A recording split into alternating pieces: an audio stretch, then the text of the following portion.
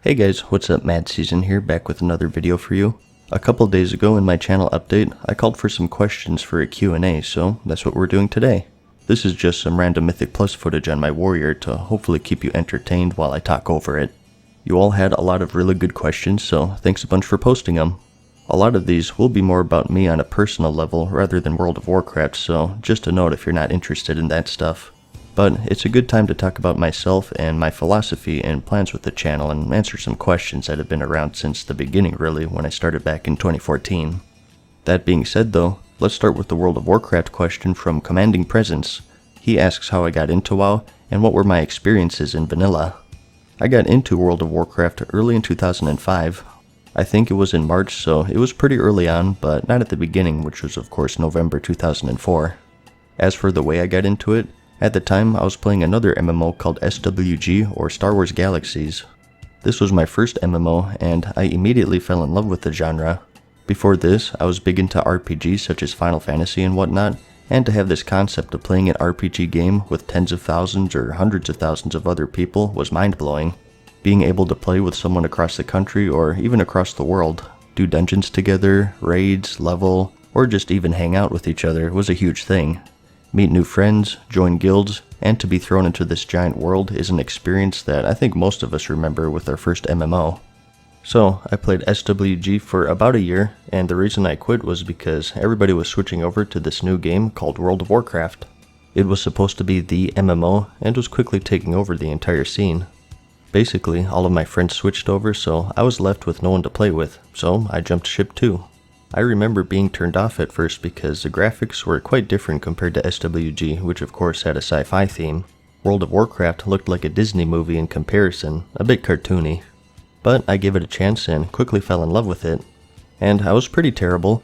I told this story before I think, but I believe my first character was an undead mage, and I didn't know about the toolbar, and I just went around meleeing everything. I couldn't get past the first few levels because I wasn't casting spells and I was just whacking everything with my staff. I used to click the heads of enemies because I thought it would result in headshots for more damage. It was only after I made a paladin, a class actually designed for melee, was when I found success. And from there, my experience was like everyone else. I found a guild, made friends who I still talk to this day, did the whole raiding thing, PvP, everything. Even though it wasn't my first MMO, it was an amazing experience to play a game with such a broad scope, and it was one of my favorite moments in gaming. Anyways, next we have a more personal question from a lot of people, so I'm just gonna meld them all into one since they're all pretty relevant to each other. And that's, how old are you and what do you do for a living? Is it YouTube? Have you ever thought of doing YouTube as a job? Why or why not? I don't want to be too specific here since I'm a pretty private guy, it's just the way I am, but I'm in my late 20s. Recently, people have got the impression that I do YouTube as a job, which is fair. I do put a lot of time into it for a hobby, but nope, I don't do YouTube as a job, it's just a hobby. I've said this before, but I have the illustrious job of being a dry cleaner actually. And it's not too bad, it pays the bills, which is what you want from a job obviously. I have thought about doing YouTube as a job, but there are a lot of reasons why I haven't. One is that I think at this point my channel just isn't big enough to where I'd be able to support myself. And two is that there are a lot of downsides to it too. Right now, as a hobby, there's no pressure to meet any sort of quota. I can upload whatever the heck I want, which might not be the case if I was doing it as a job. Like this video for example, I imagine only the select hardcore subscribers will even watch it, and I'm making it because I thought it would be fun to do. If I was doing YouTube as a job, would I be able to make videos like this that won't generate a lot of hits? I don't know. And as much as I enjoy making videos, there are times where I just feel like not doing anything for the day. If I was doing it as a job, would I be forced to work on a video even though I wasn't feeling it? These are important things to consider that affect the quality of the videos that I put out. I only make videos I feel like I'll have fun making, and I think it shows, which is a reason why people watch them. But on the plus side of things though, it would be a dream job for me. I feel like video editing and producing content is my calling in life, and being able to turn a hobby into a job is something special. It's a rare opportunity that not a lot of people get, but it does come with its downsides. I think if I ever were to do it, it would have to be through crowdfunding, which is a whole bee's nest itself. It seems like all the time now you're hearing horror stories about YouTube ad revenue or ad companies leaving or whatever. It just seems like such a volatile thing to put my trust and livelihood into if I ever were to attempt it.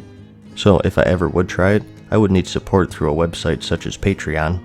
This would also be advantageous because I wouldn't be relying on ad revenue and would be able to still upload whatever I want. But I've been thinking more of maybe taking courses, learning more, and getting a job in the field of video editing and creation the conventional way. Maybe learn how to draw and make animations and such. I don't know, there's so many ups and downs with the YouTube as a job thing that I really don't think about it too much. I just go with the flow, make what I want to make, and if people enjoy it, cool, and if not, oh well. So, I guess to answer the question, yes, I have thought about it. It would be cool, but there are a lot of downsides and I don't really know what the best course of action is. And if I were to do it, it would have to be through the support of crowdfunding rather than YouTube's ad revenue system. And in that regard, maybe some of you can chime in and give me some advice because your thoughts on it is also a big factor in the choice. Do you think if it ever becomes an opportunity, should I do it, should I not do it, and why or why not? Anyways, the next question is by Patrick Johansson and a lot of other people is, will I ever make a face reveal at some point? The answer is yes, here it is. Now, I am pretty self-conscious. Yes, I am an undead. A lot of people don't know that, and I hope you won't judge me for it. But seriously, probably not, and the reason for that is that I don't really see a need for it, I guess. It makes sense if you're a vlogger or some sort of persona on the internet, but for World of Warcraft guides and such, I don't see a need for it. Plus, I think it adds a cool little element of mystery to the channel of what does Mad Season look like, and that's something I want to hang on to.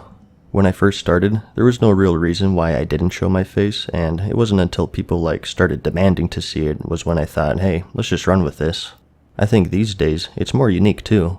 Nowadays, everybody has a face cam or whatever, and it's actually more rare to not know what the face looks like behind the voice, which I think is a neat aspect. I don't like saying the word never, but probably never.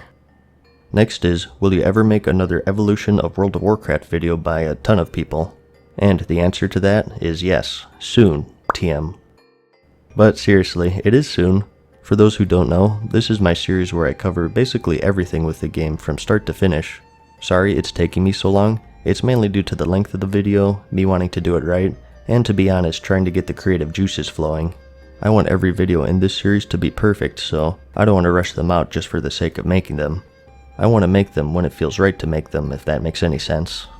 That being said though, it really should be soon unless I get distracted by other stuff. The next is, what's with your voice / why are you so monotone? This is probably the most asked question I've ever had on the channel. Typically in every single video, you'll get at least one person commenting on my voice, either curious about it or just flat out insulting me. I answered this a while ago, but that was back when I had under 1,000 subscribers, so I think it's worth answering again.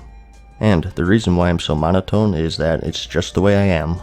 No, I'm not horribly depressed, I'm not locked in a dungeon being forced to make World of Warcraft videos against my will, I wasn't bitten by a radioactive Ben Stein, it's just the way I talk. When I make these videos, I just talk naturally, and my natural voice is pretty monotone. And it's something I'm comfortable with. The only thing that would make me uncomfortable is what a lot of people suggest, or rather demand, would be putting in artificial excitement in my voice. Which I'm perfectly capable of doing, by the way, but it's just not me. And don't get me wrong, I appreciate any criticism as long as it's constructive. And it's such a big compliment to me that people would care enough to give advice that they think would improve my videos. So a big thank you to those of you who do stuff like that. But it just harkens back to that discussion earlier about doing YouTube as a hobby versus as a job.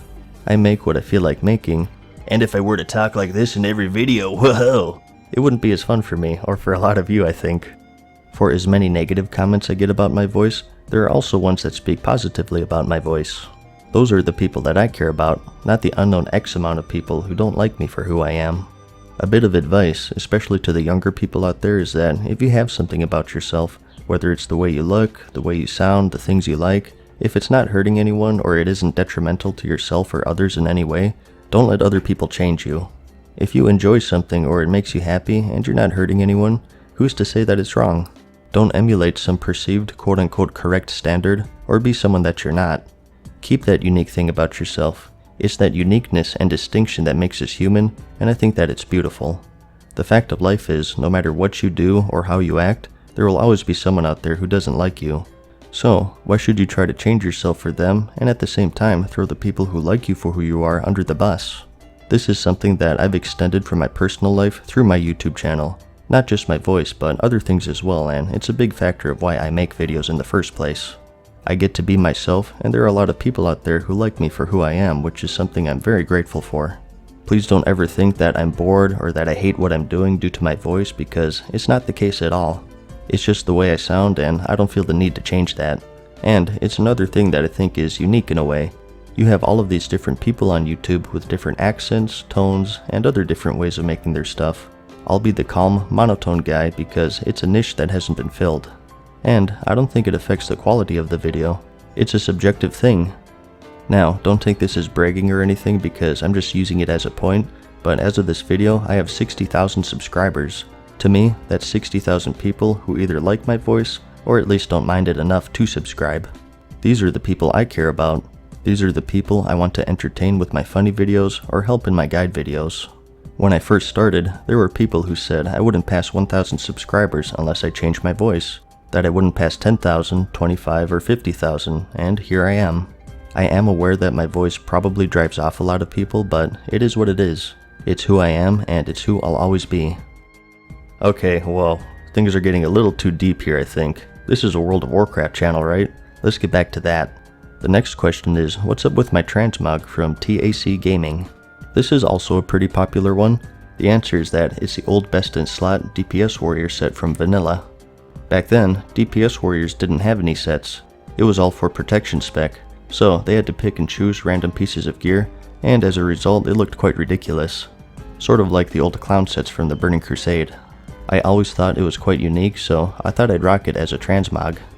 It was just what I was wearing from my early videos, and then people started drawing art for it, so I decided to just run with it. Yeah, it is pretty ugly, but it's sort of the point. I like it. Another question from Anonymous is, what do I do for hobbies / for fun?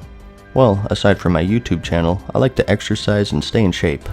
I've been into bodybuilding for about 5 years now. It's a part of who I am, and it's been a daily routine for me, and it's a good contrast to the YouTube hobby where I'm sitting at a computer all day. It's fun to be active, and I recommend it to everyone out there. Heck, if you want, I can even share my routine or give some advice. Just message me on Twitter or YouTube and I'll try to get back to you. Another hobby I have is the piano, but it's kind of minor. I only know one song, the first movement of Moonlight Sonata, and that's about it. It's something that I'd like to put more time into, but between my job, the gym, YouTube, and other personal stuff, it's tough to get enough time to practice. I am trying to learn the Pathétique second movement, but I've been stuck in the midway point for quite a while. Next, we have a question from Mr. GM, another awesome World of Warcraft content creator. He asks, who are your main inspirations in YouTube, and your favorite WoW tubers? I'm sad to say that I don't watch many WoW channels these days. Ever since I started making videos, I've been finding myself avoiding watching other channels because there's always some content overlap. If I watch someone else's video about a certain subject, I'm less inclined to make a video about that subject since I don't want to copy anyone. I want to make videos fresh from my own perspective, and watching other people's stuff on the same subject would subconsciously affect mine, I think. So I try to avoid that as much as I can. But that being said, I do still watch them rarely. And it's what you would expect. I like Old Bess, Bellular, Asmongold, Breezy, Zabian, Nobble, Haruma Red, Befuddled, and many more. There really are too many to name, and apologies if I didn't list you here. But as for other channels, if you ask who inspired me, I'd say one of the major ones is Billy K or Will Keith. Now, this isn't related to World of Warcraft at all, it's really random actually. This is a channel about a dude who slices water bottles with swords and stuff. Now, you're probably asking what the heck inspired me as a World of Warcraft channel. Well, as you can probably imagine, this guy gets a lot of trolling, particularly about his weight, but despite it, he's been making videos for nearly a decade. I like the content, and he's just a guy doing what he loves to do, and he doesn't let anyone stand in the way of that, which I find to be very inspirational. Again, it's what I was saying earlier. Do stuff that makes you happy or stuff that you enjoy, and don't let anyone change that. And I respect anyone who follows that mentality. If you want to see his channel, I'll have a link to it in the description. It's cool stuff. Like I said, lots of swords and cut tests, but he also has some interesting virtual reality stuff as well. So that's about it for this one. There were many more good questions, but can't get to them all in one video, and I'm starting to lose my voice here. Sorry if you didn't see yours on here, but I might make a part 2 to this, we'll see. I had a lot of fun making it, and I hope you had a lot of fun watching it. I'll see you in the next video, and as always, thanks for watching. Peace.